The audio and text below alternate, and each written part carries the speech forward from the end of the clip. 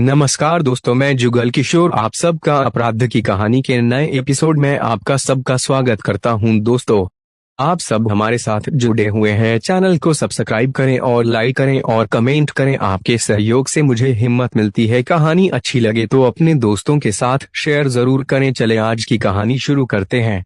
सोनिया भारद्वाज को अपने दो पतियों से वह नहीं मिला जिसकी उसे आकांक्षा थी। तभी तो उसने कांग्रेस के दिग्गज नेता और पूर्व मंत्री उमंग सिंघार को तीसरा पति बनाने के लिए कदम बढ़ाए। लेकिन शादी के बंधन में बंधने से पहले ही जिस तरह सोनिया ने नेताजी के बंगले में सुसाइड किया, उससे कई तरह के सवाल खड़े हो गए हैं। अब मैं और सहन नहीं कर सकती। मैंने अपनी तरफ से सब कुछ किया, लेकिन उमंग का गुस्सा बहुत ज्यादा है। मुझे डर लगता है कि उमंग मुझे अपनी लाइफ में जगह नहीं देना चाहते। उनकी किसी भी चीज को टच करो तो उन्हें बुरा लगता है। इस बार भी मैं खुद भोपाल आई, जबकि वे नहीं चाहते थे कि मैं आऊं। मैं कभी तुम्हारे जीवन का हिस्सा नहीं बन पाई। आर्यन सॉरी, मैं तुम्हारी लाइफ के लिए कुछ नहीं कर पाई। मैं जो कुछ भी कर रही हूं अपनी मर्जी से कर रही हूं, इसमें किसी की कोई गलती नहीं है। उमंग, आपके साथ मैंने सोचा था कि लाइफ सेट हो जाएगी। I love you. मैंने बहुत कोशिश की एडजस्ट करने की, पर आपने मुझे अपनी लाइफ में जगह नहीं दी। यह लाइनें हैं उस पत्र की जो सोनिया भारद्वाज ने एक पूर्व मंत्री के बंगले में आत्महत्या करने से पहले लिखा था। 37 वर्षीय सोनिया भारद्वाज की जिंदगी कई मायनों में आम औरतों से काफी अलग थी। बहुत कुछ होते हुए भी उसके पास कुछ नहीं था।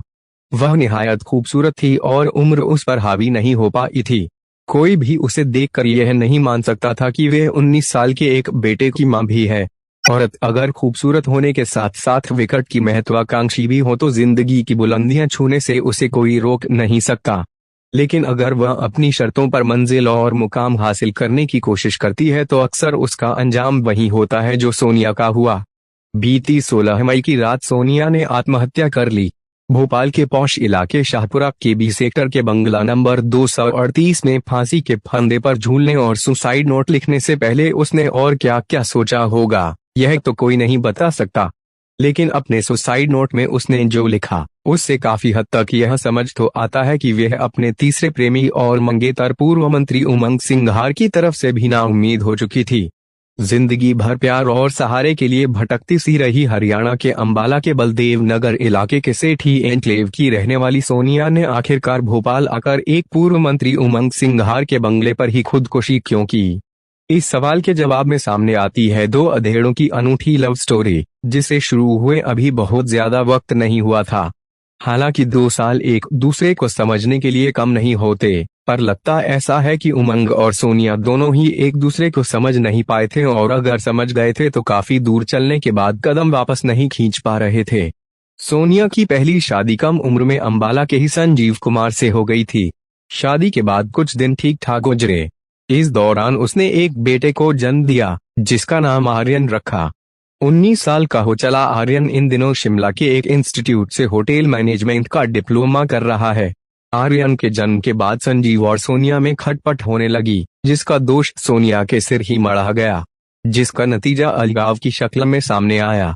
कुछ समय तन्हा गुजारने के बाद सोनिया ने एक बंगाली युवक से दूसरी शादी कर ली, लेकिन उसका दूसरा पति भी उसे जल्द छोड़कर भाग खड़ा हुआ।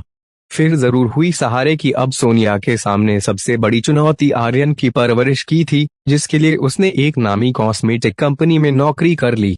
थोड़ा पैसा आया और जिंदगी पटरी पर आने लगी तो सोनिया को फिर एक सहारे की जरूरत महसूस हुई। यह सहारा उसे दिखा और मिला भी 47 वर्षीय उमंग सिंघार में, जिनसे उसकी जान पहचान एक मैट्रिमोनियल पोर्टल के जरिए हुई थी। उमंग सिंघार की गिनती मध्य प्रदेश के दबंग जमीनी और कद्दावर नेताओं में होती है। वह निमाड़ इलाके की गंधवानी सीट से तीसरी बार विधायक हैं और कमलनाथ मंत्रिमंडल में वन मंत्री भी रह चुके हैं। उमंग की बुआ जमुना देवी अपने दौर की तेज तरार आदिवासी नेता थीं। उनकी मौत के बाद उमंग को उनकी जगह मिल गई। निमाड़ इलाके में जमुना देवी के बाद उमंग कांग्रेस की प्रमुख आदिवासी चेहरा हो गए, जिनके राहुल गांधी से अच्छे संबंध हैं। कहा यह भी जाता है कि वे उन गिने चुने नेताओं में से एक हैं जिनकी पहुंच सीधे राहुल गांधी तक है। विरासत में मिली राजनीति को उमंग ने पूरी ईमानदारी और मेहनत से संभाला और पार्टी आला कमान को कभी निराश नहीं किया। झारखंड विधानसभा चुनाव में कांग्रेस ने उन्हें वहां की जिम्मेदारी भी दी थी, जिस पर वे खरे उतरे थे। वहां उन्होंने आदिवासी इलाकों में ताबड़तोड़ दौरे किए थे। नतीजतन कांग्रेस और जेएमएम का गठबंधन भाजपा से सत्ता छीनने में सफल हो गया था। झारखंड के मुख्यमंत्री हेमंत सोरेन ने भी एक अंतरंग इंटरव्यू के दौरान, जो रांची में उनके घर पर लिया गया था, इस प्रतिनिधि से उमंग की भूमिका की तारीफ की थी। उमंग सिंघार भी आदिवासियों को हिंदू नहीं मानते और आदिवासी इलाकों में हिंदूवादी संगठनों की गतिविधियों का अक्सर विरोध करते रहते हैं। पिछले साल तो उन्होंने इन इलाकों में रामलीला किए जाने का भी विरोध किया था। राजनीतिक जीवन में सफल रहे उमंग की व्यक्तिगत जिंदगी बहुत ज्यादा सुखी और स्थायी नहीं रही। सोनिया की तरह उनकी भी 2 शादियां पहले टूट चुकी हैं। पहली पत्नी से तो उन्हें 2 बच्चे भी हैं। यानी सोनिया से शादी हो पाती तो यह उनकी भी तीसरी शादी होती। बहरहाल दोनों की जान पहचान जल्द ही मेल मुलाकातों में बदल गई और दोनों अक्सर मिलने भी लगे। दिल्ली, अंबाला और भोपाल में इन दोनों ने काफी वक्त साथ गुजारा और दिलचस्प बात यह कि किसी को इसकी भनक भी नहीं लगी, और जब लगी तो खासा बवंडर मच गया। आत्महत्या करने से पहले सोनिया ने अपने सुसाइड नोट में उमंग की तरफ इशारा करते हुए जो लिखा, वे ऊपर बताया जा चुका है। कोरोना की दूसरी लहर के कहर और लॉकडाउन के चलते भोपाल भी सन्नाटे और दहशत में डूबा था। लोग अपने घरों में कैद थे। जैसे ही उमंग के बंगले पर एक युवती के आत्महत्या करने की खबर आम हुई तो इसकी हलचल सियासी हलकों में भी हुई। पुलिस की जांच में उजागर हुआ कि सोनिया भोपाल करीब 25 दिन पहले आई थी और तब से यहीं रह रही थी। एक तरह से दोनों लिव इन रिलेशनशिप में थे। हादसे के 3 दिन पहले ही दोनों के बीच कहासुनी भी हुई थी। इसके तुरंत बाद उमंग अपने विधानसभा क्षेत्र गंधवानी चले गए थे। नौकर के बयान पर मामला दर्ज बंगले पर ड्यूटी बजा रहे उमंग के नौकर गणेश और उसकी पत्नी गायत्री ने अपने बयान में इन दोनों के बीच होने वाली कलह की पुष्टि की। 17 मई 2021 की सुबह जब गायत्री उमंग के ऑफिस, जो सोनिया के कमरे में तब्दील हो गया था, पहुंची तो वह अंदर से बंद था। सोनिया चूंकि पहले भी 2 बार इस बंगले में आ चुकी थी, इसलिए दोनों उसकी वक्त पर उठने और कसरत करने की आदत से वाकिफ हो गए थे। गायत्री ने यह बात गणेश को बताई और गणेश ने मोबाइल पर उमंग को बताई तो उमंग ने अपने नजदीकियों को बंगले पर देखने जाने को कहा। उमंग के परिचितों ने जैसे तैसे जब कमरा खोला तो वे यह देखकर सन्न रह गए कि सोनिया ग्रिल पर लटकी है और उसके गले में फांसी का फंदा कसा हुआ है। तुरंत ही इसकी खबर उन्होंने उमंग और फिर पुलिस को दी। घबराए उमंग बिना देर किए भोपाल रवाना हो लिए। अब तक मध्य प्रदेश में अटकलों और अफवाहों का बाजार गर्मा चुका था और पुलिस बंगले को घेर चुकी थी।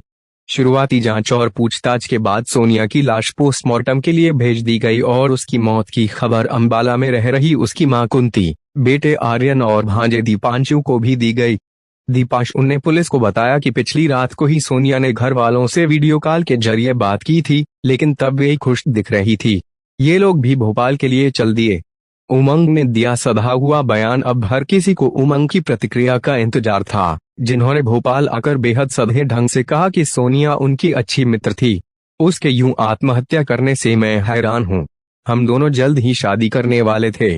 सोनिया के अंतिम संस्कार के वक्त वे उसकी मां के गले से लिपट कर रोए तो बहुत कुछ स्पष्ट हो गया कि अब इस हाई प्रोफाइल मामले में कुछ खास नहीं बचा है सिवाय कानूनी खानापूर्ति करने के, क्योंकि सोनिया के परिजन उमंग को उसकी आत्महत्या का जिम्मेदार नहीं मान रहे थे। इधर फुर्ती दिखाते हुए पुलिस ने उमंग के खिलाफ आत्महत्या के लिए उकसाने आईपीसी की धारा 306 के तहत मामला दर्ज कर लिया था, जिसका आधार सोनिया के सुसाइड नोट और नौकरों के बयानों को बनाया गया था। अब आर्यन का बयान अहम हो चला था। उसने कहा, मेरी माँ की पिछली रात ही नानी से बात हुई थी। बातचीत के दौरान उन्होंने खुशी खुशी बात की थी। अगर वह मानसिक तनाव में होती तो नानी को जरूर बताती और न भी बताती तो बातचीत से उनकी तकलीफ उजागर जरूर होती। अगले महीने उमंग सिंघार मां से शादी करने वाले थे। हमें पिछले साल दिसंबर में इनके संबंधों के बारे में पता चला था। उमंग सिंघार पर हमें कोई शक नहीं है, ऐसा कोई सबूत भी नहीं है। आर्यन के बयान से मिला नेताजी को लाभ। आर्यन का यह बयान उमंग की कई दुश्वारियां दूर करने वाला था, लिहाजा उन्होंने सरकार पर चढ़ाई करते कहा कि सरकार इस मामले पर राजनीति कर रही है। मैं पुलिस को अपना बयान दे चुका हूं। सोनिया से मेरी बात 15 मई को हुई थी, तब तक वे ठीक थी और उसने खाना भी खाया था। मैं पुलिस को सहयोग कर रहा हूं। गिरफ्तारी से बचने के लिए वे हाला पुलिस अफसरों से भी मिले और दूसरे राजनीतिक हथकंडे भी इस्तेमाल किए। इसी दौरान सोनिया के भांजे दीपांशु ने यह भी उजागर किया कि उसकी मौसी सोनिया डिप्रेशन की मरीज थी और इसकी गोलियां भी खा रही थीं। दीपांशु की इस बात से उमंग का कानूनी पक्ष तो मजबूत हुआ, लेकिन वे पूरी तरह बेगुनाह हैं यह नहीं कहा जा सकता। मुमकिन है वह सोनिया से ऊब गए हों या फिर उसकी उन्हीं बेजाय हरकतों से आजे जाने लगे हों, जिनके चलते उसके दोनों पतियों ने उसे छोड़ दिया था। ऐसे में उन्हें अपनी प्रेमिका को सहारा देना चाहिए था, जो अगर चाहती तो उन्हें बदनाम भी कर सकती थी और सुसाइड नोट में सीधे भी उन्हें दोषी ठहरा सकती थी। लेकिन उसने ऐसा कुछ किया नहीं। हालांकि सोनिया जैसी औरतें बहुत मूडी और जिद्दी होती हैं क्योंकि वे अपनी शर्तों पर जीने में यकीन करती हैं, लेकिन आत्महत्या कर लेने का उनका फैसला कतई समझदारी या बुद्धिमानी का नहीं माना जा सकता। सफल और सुखी जिंदगी के लिए हर किसी को कई समझौते करने पड़ते हैं, यह बहुत ज्यादा हर्ज की बात भी नहीं। अगर सोनिया थोड़ा सब्र रखती तो मनचाही जिंदगी जी भी सकती थी, लेकिन डिप्रेशन उसे ले डूबा, जिसकी सजा अगर कोई भुगतेगा तो वे उसका लाडला आर्यन होगा, जिसे कभी पिता का सुख मिला ही नहीं। दोस्तों, आपको कहानी अच्छी लगी हो तो चैनल को सब्सक्राइब जरूर करना और लाइक कमेंट भी कर देना। आपका लाइक और शेयर मुझे हिम्मत देता है। कल फिर आपसे मिलेंगे एक और नई कहानी।